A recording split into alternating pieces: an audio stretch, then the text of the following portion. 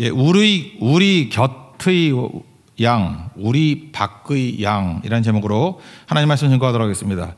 예수님 마지막 설교, 그걸 다락방 설교라 그런다 그랬죠. 14장부터 16장까지 내용이고, 그 설교하시고 난 다음에 기도하셨습니다. 이거를 대제사장의 기도 또는 예수님의 중보기도 이렇게 얘기를 합니다. 그게 17장입니다.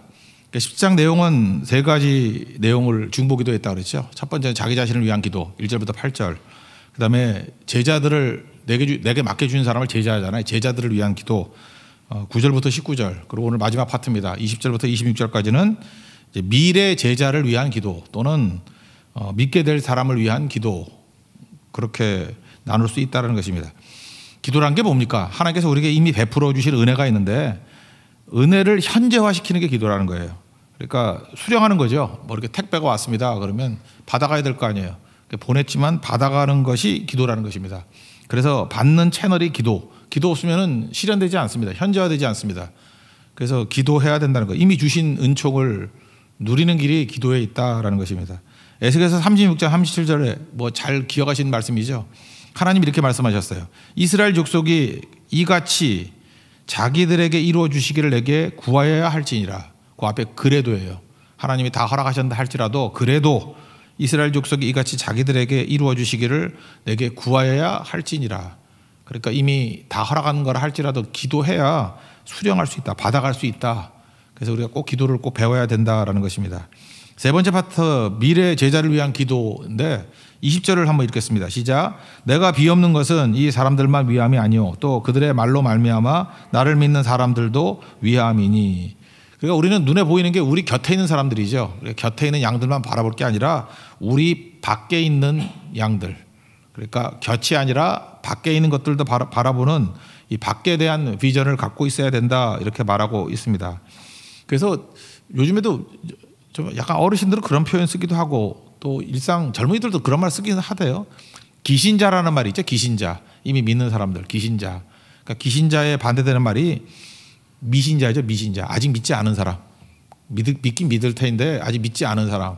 그래서 기신자, 미신자 이렇게 표현하는 거 전 나쁘지 않다고 생각을 합니다. 근데 미신자 그러다 보니까 미신을 섬기는 사람 같이 보여서 좀 이상하긴 하지만, 불신자라는 말을 안 쓰려고 그러는 사람들이 많은 것 같아요.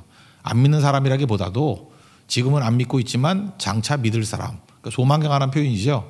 그래서 기신자의 반대말이 미신자다, 불신자가 아니다, 뭐 이런 표현은 좀 좋은 접근이라고 생각을 합니다. 이거 원래 나온 게 요한복음 10장에 나오잖아요. 그 목자와 양 비유에서 예수님이 말씀을 하시고 난 다음에 목자는 음성을 발할 때 양들이 그 목자의 음성을 듣고 따라간다. 그러면서 10장 16절 보니까 또 우리에 들지 아니한 다른 양들이 내게 있어 내가 인도하여야 할 터이니. 예수님 분명히 말씀하셨다고요. 근데 우리 안에 있는 양도 있지만 우리 밖에 있는 양이 있다. 그래서 우리에 들지 아니한 다른 양들이 내게 있고 반드시 내게로 인도할 것이다. 이게 우리 밖의 양에 대한 비전이라는 것입니다. 믿음이 뭡니까? 15에서 11장 1절 보니까 바라는 것들의 실상이고 보이지 않는 것들의 증거잖아요. 보이지 않는 것들을 보게 만드는 것, 그게 능력 아니겠습니까? 이게 눈에 보이는 것만 가지고 살면 안 되죠. 기도도 마찬가지예요. 기도도 맨날 눈에 보이는 것만 기도하면은 좁아지잖아요. 눈에 보이는 건 뭐죠? 일종의 종교심이죠. 내 두려움 없애게 해달라, 욕심 채우게 해달라. 그런데 우리는 기도를 말씀을 듣고 기도를 한다 그러잖아요. 말씀을 듣는 건 안 보이는 거잖아요. 그죠? 말씀의 비전을 가지고 믿고 기도하는 거죠. 믿고. 그래야 기도가 커지고 그래야 하나님 수준으로 세상을 바라보는 눈이 열리게 된다라는 것입니다. 그래서 모든 쓰임받는 사람들 보면 다 현실에 눈에 보이는 것을 가지고 산 사람이 아니라 말씀의 비전을 가지고 살았던 사람, 하나님이 보여주신 것을 보고 살았던 사람이다, 이렇게 말할 수 있다는 것입니다. 언더우드의 기도 아시죠? 우리 뭐 초창기 선교사님 언더우드 오셨다고, 작년인가 이거 뭐 난리 났죠. 언더우드가 이런 기도 한 적 없다고. 나도 그래요. 이거 이렇게 한 적 없을 것 같아요. 왜냐하면 그 서양 아저씨가 이렇게 한국말을 잘할 리가 없지. 내용은 뭐냐면 소설 양화진이라는 소설이 있는데 거기에 정연희 작가가 그 안에서 언더우드가 이렇게 기도했을 것이다 라고 하면서 쓴 거라고요. 그러니까 언더우드가 기도한 게 아니고 언더우드라면 이렇게 기도했을 거. 소설인데 무슨 말을 못해. 그죠? 근데 이 말이 이게 언더우드가 했다라고 말하는 거는 맞지 않을 수 있을지 모르지만 언더우드 심정을 대변하는 거는 맞을 수도 있죠. 그러니까 작가적인 상상력을 가지고 한 것 같아요. 거기에 핵심이 뭐예요? 지금 자기가 언더우드의 마음속에 들어간 거예요. 그래서 자기가 그 상황에서 놓고 보니까 보이지 않는다는 거예요. 내 눈앞에 아무것도 안 보인다. 그죠? 서양 20살 되는 청년이 한국에 왔는데 내 눈에 아무것도 안 보인다는 거예요. 보이는 건 뭐가 보이느냐? 답답해 보이는 이 조선 사람들, 그죠? 고집스럽고 어둠, 얼룩진 어둠들, 이것저것 어둠들. 그리고 마음 보이지 않잖아요. 우리는 이중 마음이고 마음도 보이지 않고 또 뭘 해야 될지 막막한 거죠. 그것도 보이지 않는다. 근데 보이는 게 뭐예요? 하나님 말씀은 보이니까 말씀 붙들고 순종하겠습니다. 그 얘기죠. 그리고 안 보여도 믿음을 가지고 일을 시작하겠습니다. 그래서 하나님이 일하심을 볼 것입니다. 뭐 그런 얘기 아니에요? 또다시 뭐라고 얘기해요? 없는 것도 얘기하죠. 예배당도 없고 학교도 없고 있는 건 뭐예요? 경계심과 의심, 뭐 멸시천대 이런 것만 보이지만 이제 뭘 붙들어요? 하나님의 은혜와 말씀을 붙들잖아요. 은총의 땅이 될 것을 믿습니다. 그죠? 그리고 제 믿음을 붙잡아 주십시오. 제가 볼 때 그 충분히 굉장히 좋은 기도문이라고 생각해요. 물론 작가가 쓴 내용이지만, 그죠? 언더우드가 이 정도로 얘기했으면 이게 문학상 받아야지, 그죠? 너무 말이 멋있잖아요. 근데 이건 작가적인 상상을 가지고 쓴 내기라 그래도 저는 충분히 가치가 있다고 생각을 해요. 가치가. 그게 무슨 얘기예요? 우리 크리스찬들은 어떻게 살아가야 된다는 것입니까? 눈에 보이는 걸로 사는 존재가 아니라는 거예요. 눈에 보이는 걸로 살았다 그러면은 언더우드가 미국에서 목회하지 왜 여기로 왔겠냐고요.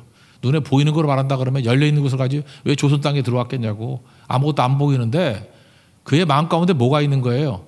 오늘 예수님의 기도가 있는 거예요. 지금 이 17장 20절에 있는 말씀이 있는 거라고. 우리 밖에 있는 양들 분명히 있을 거라고. 그죠? 이들만 위한 것이 아니라 또 그들의 말로 말미암아 나를 믿게 될 사람들을 위함이다. 우리를 향한 얘기 아니에요. 이 비전이 있었기 때문에 선교가 가능했다는 것입니다. 우리도 항상 이 시각 가지고 나아갈 줄 알아야 된다는 것입니다. 일반 기업도 마찬가지죠.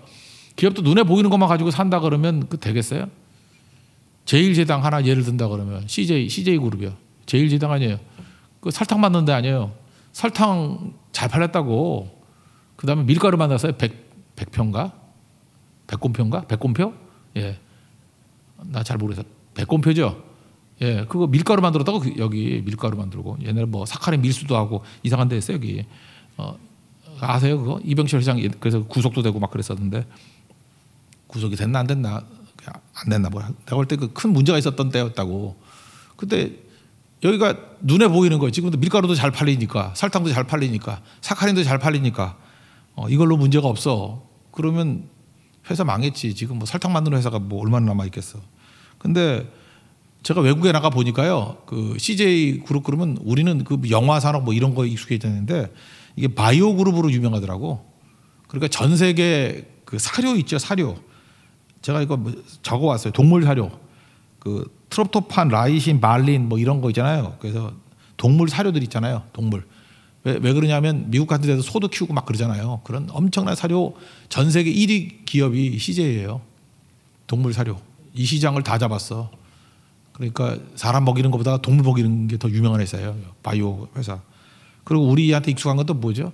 설탕 만드는 회사가 아니잖아요. 지금 영화, CGV. 우리에게도 어떤 뭐 집사님, 아드님이 여기서 대박 터뜨리는 감독이신데 TVN, OCN, 그 우리 막내딸 어렸을 때 좋아했던 투니버스, 뭐 여러분 얼굴에 차 바르는 올리브영, 뭐 이렇게 다 거기서 여기 다 나오는 거 아니에요, 그죠? 예. 생각해 보세요. 여기도 만약에 비전을 눈에 보이는, 그러니까 곁에 있는 비전만 가지고 있었다 그러면 회사 망했죠.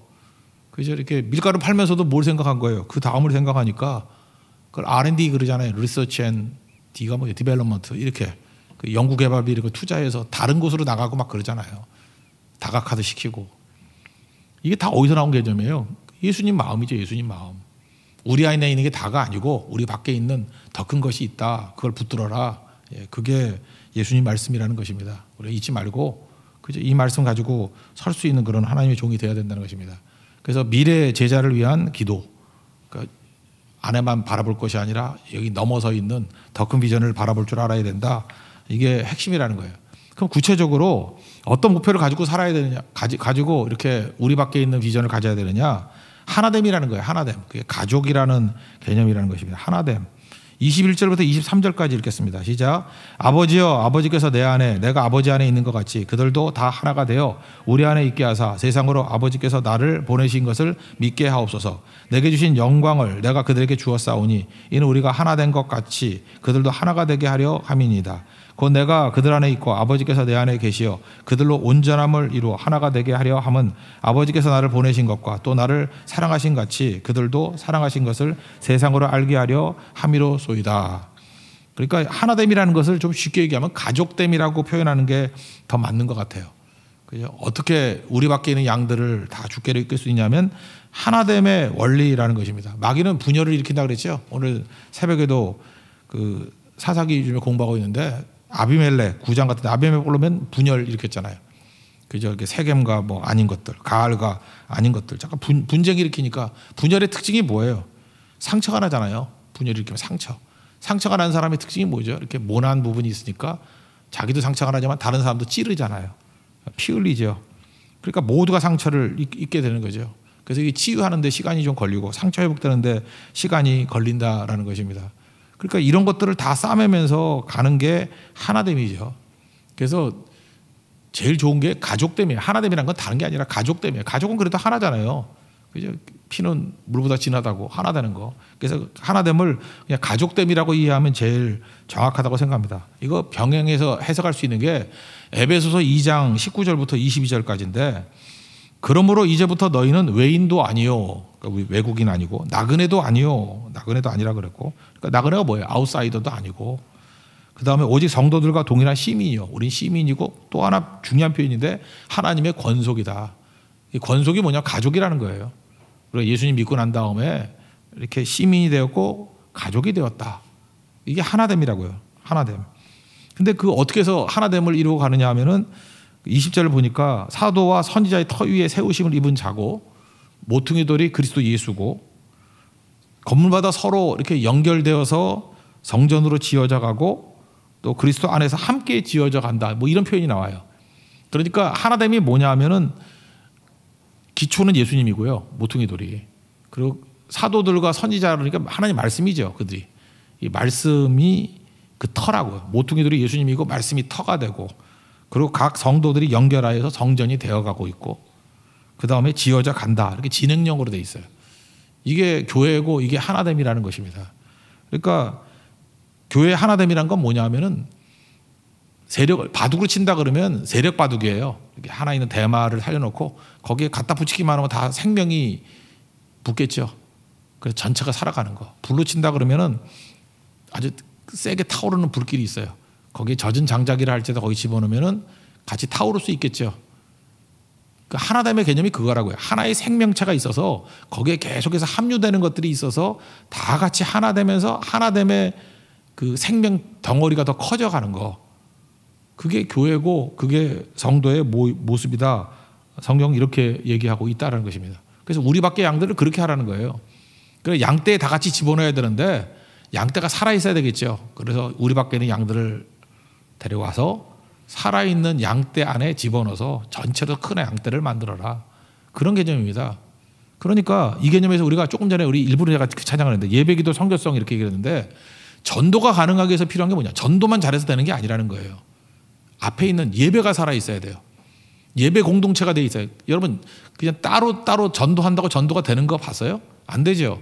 예배를 통해서 우리가 하나님과 우리가 함께 동행하는 것들이 체험되고 성령 안에서 우리가 하나됨을 경험하게 되는 거예요. 예배가 하나님께서 우리에게 임재해 주시고 예수님이 내 안에 내가 예수님 안에 있는 것을 체험하는 거예요. 예배가 막 살아있다 보면은 그 다음에 어떻게 하는 거죠? 그게 기도로 연결이 되겠죠. 기도 공동체가 되고 나중에 성교가 가능해지겠죠. 어떤 사람이 온다 할지라도 그 예배에 동참하면 다 같이 살아나는 존재가 된다.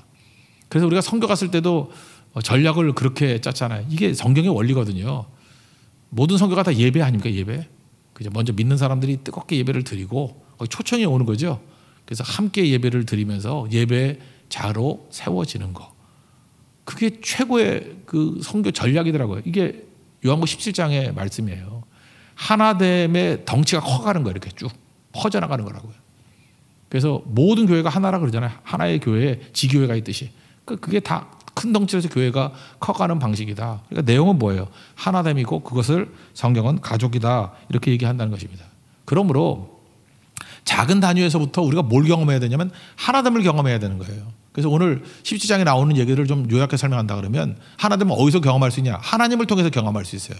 삼위일체 하나님. 아버지가 내 안에, 내가 아버지 안에. 그다음 또 예수님이 그 다락방 설교에서 뭐라 그랬어요? 내가 떠나가는 게 유익이라고. 보혜사 성령, 나와 똑같은 보혜사를 또 보내준다고. 성령 보내준다고. 그래서 그 다락방 설교와 예수님의 이 기도를 통해서 삼위일체 하나님의 하나됨을 느낄 수 있죠. 하나님은 어떻게 일하셔요?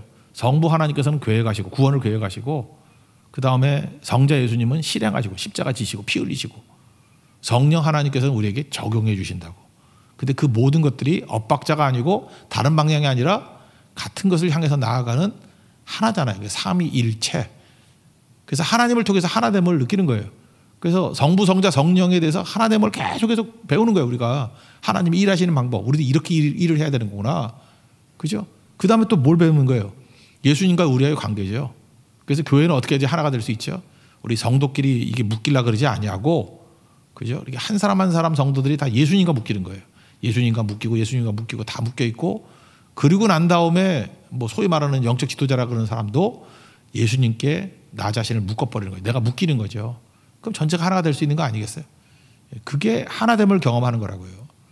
그러니까 방향을 잘 알아야 되는 거예요. 삼위일체 하나님에서 하나됨을 배우고 예수님과 우리 사이에 하나됨을 배우고 그 다음 단계에 또 어떤 하나됨이냐면은 여기 보니까 뭐 사랑한다는 얘기가 나오지 않습니까? 성도끼리 사랑하는 관계 속에서 성도, 크리스찬 지체들이 하나됨을 누리는 거. 그거는 희생과 섬김을 통해서 하나됨을 느끼는 거예요.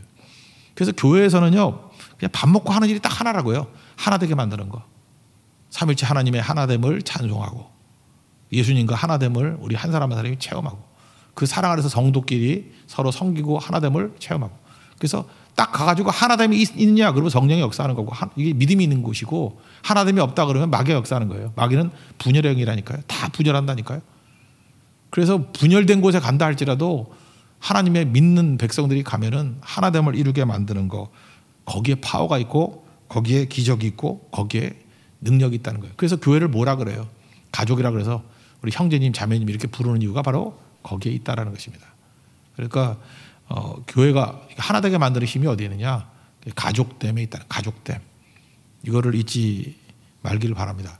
그럼 구체적인 방법이 뭐냐? 방법은 세 가지 내용을 하는 거예요. 21절 보니까 세상이 믿게 하옵소서. 23절 보니까 세상이 알게 하옵소서. 또 24장 보니까 세상이 보게 하옵소서. 21절 뒤에 보세요. 세상으로 아버지께서 나를 보내신 것을 믿게 하옵소서. 세상이 믿게. 23절 뒤에 보니까 뭐라 해요? 세상으로 알게 하려 함이로소이다. 세상이 알게 하옵소서. 그 다음 24절에 뭐라고 되어 있어요? 그들로 보게 하시기를 원하옵나이다. 보게 하옵소서. 그러니까 우리가 세상의 방법으로는 이런 거예요. 목표는 뭐예요? 하나됨, 가족됨을 목표로 삼는 거고 그 다음 어떻게 이것을 실현시킬 수 있느냐. 방법은 믿게 하옵소서, 알게 하옵소서, 보게 하옵소서 이런 거라고요. 그러니까 믿게 한다는 건 무슨 얘기겠어요? 믿음은 어디에 있어요? 예수님에 대한 믿음이죠. 그러니까 아까도 얘기했지만 예수님과 묶이게 되는 거. 사람이 아니라는 거예요. 예수님과 자꾸만 묶이를 때 하나됨이 있다는 것입니다.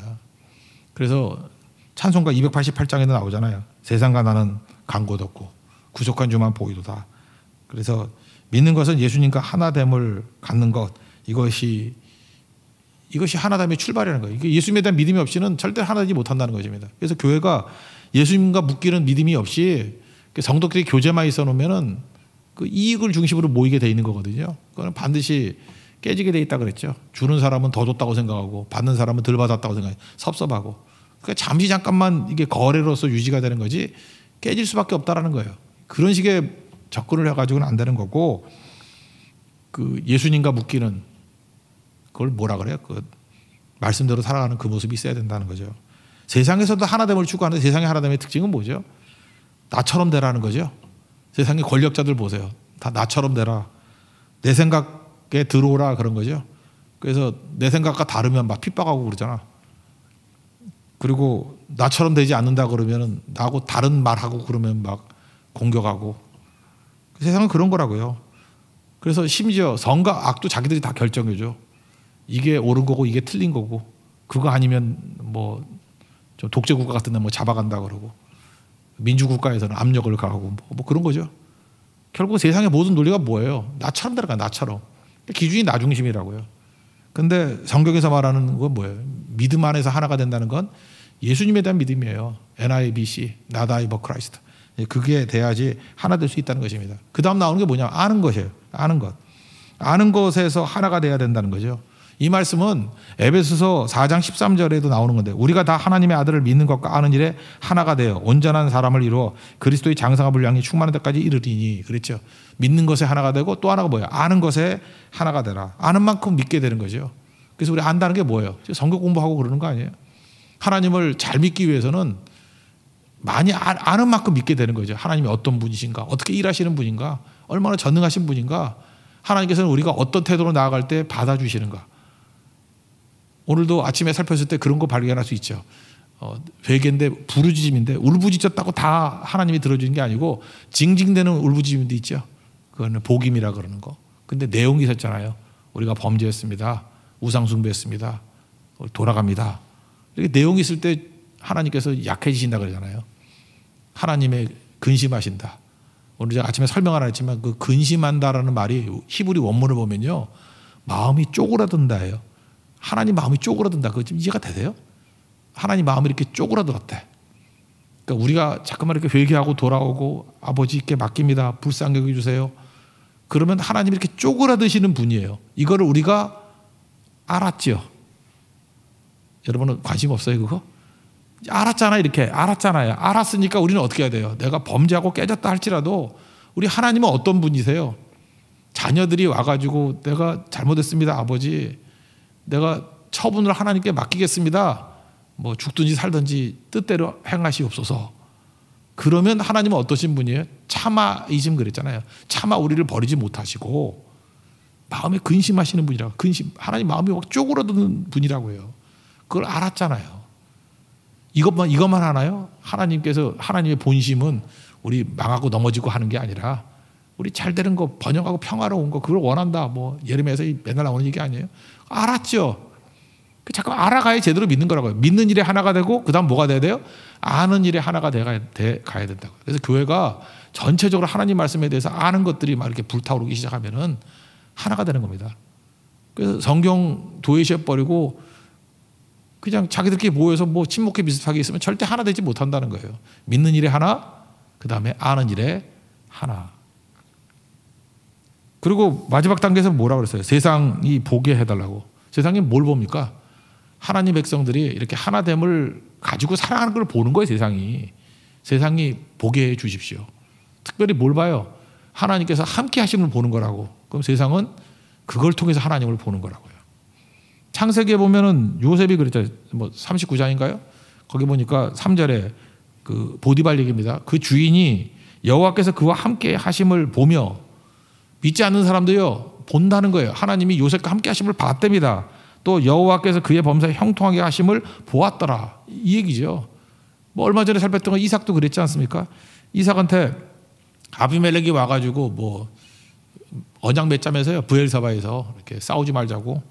그때 창세기 26장 28절을 보니까 여호와께서 너와 함께 계심을 우리가 분명히 보았으므로, 그죠? 이 세상이 보게 해달라는 게 이런 거라고요.